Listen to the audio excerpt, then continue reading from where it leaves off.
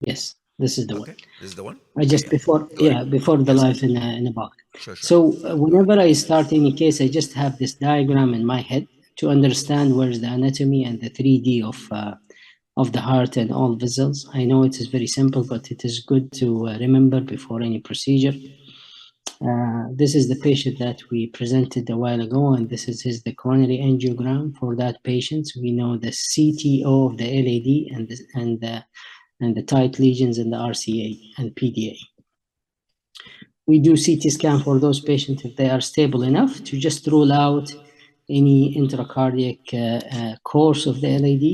That might be a contraindication for such cases. And the other thing is to measure the arms of the robot. The intraoperative things, we have the Da Vinci already prepped and draped before we bring the patient to the OR to take benefit to make it more cost effective and more fast to do this such cases. There is nothing really much different from the positioning of the mid caps that was described by my colleague Dr. Saleh. We point 3 ports for for 2 arms and 1 camera, and we dock the robot after we put the patient. Insertion. This one I'll make it work. So I usually start with the one below the mammary. We put the CO2, and then we put the camera inside to see other ports, the other port insertion under the camera vision, and then we dock the robot with the help of the assistant bedside.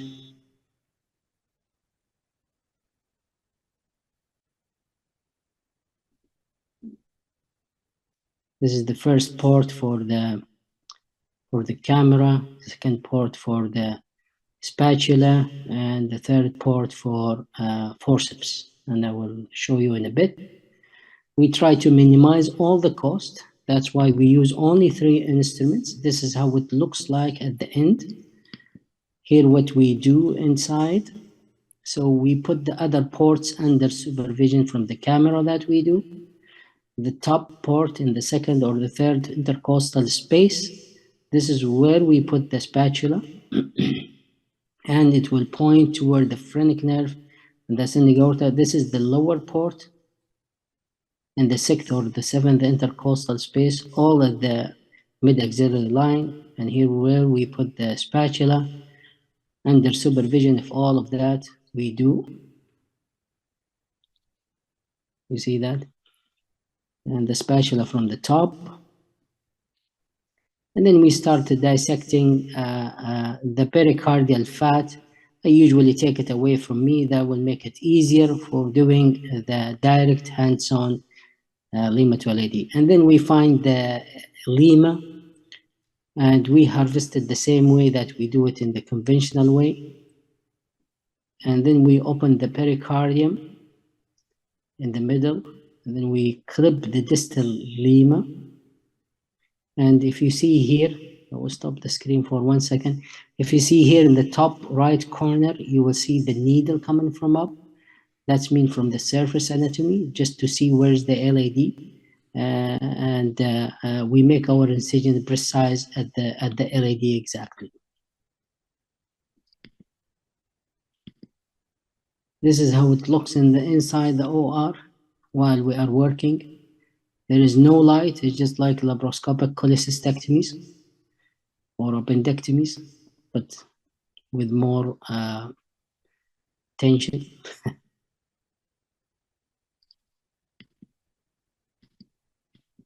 And here is the most important thing after we finish harvesting the lima and preparing everything.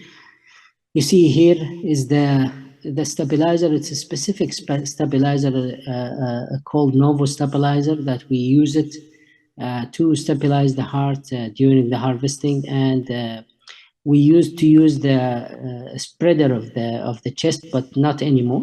So we do it without that. So in the incision, in the The third incision, the third port we put through is the retractor, and we put the chest tubes through that one.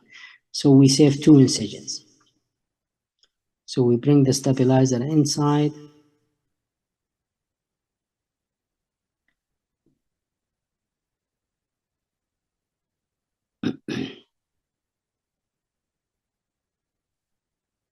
I'll just fast forward.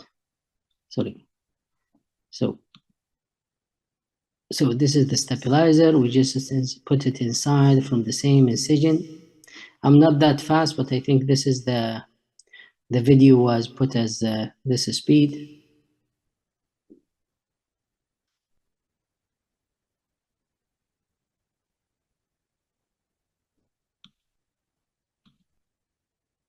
And then we fix this stabilizer to the other stabilizer beside the patient on the mounted to the patient table.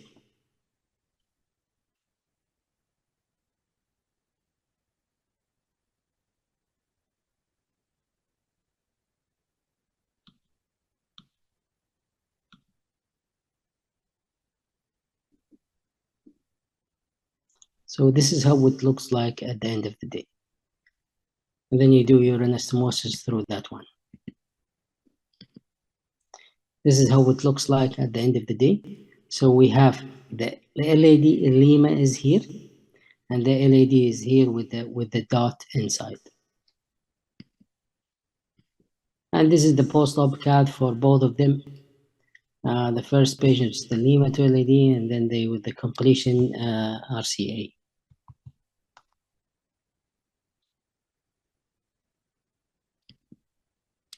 This is the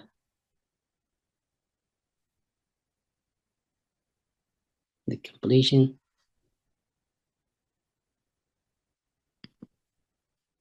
And this is the patient with the left main.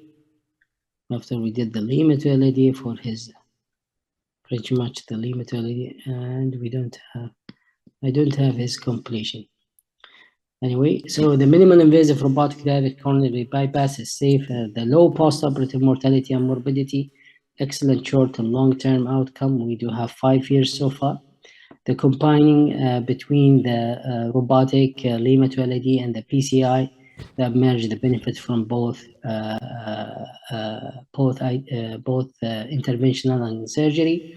And the heart team approach is the key factor for successful and sustainable program.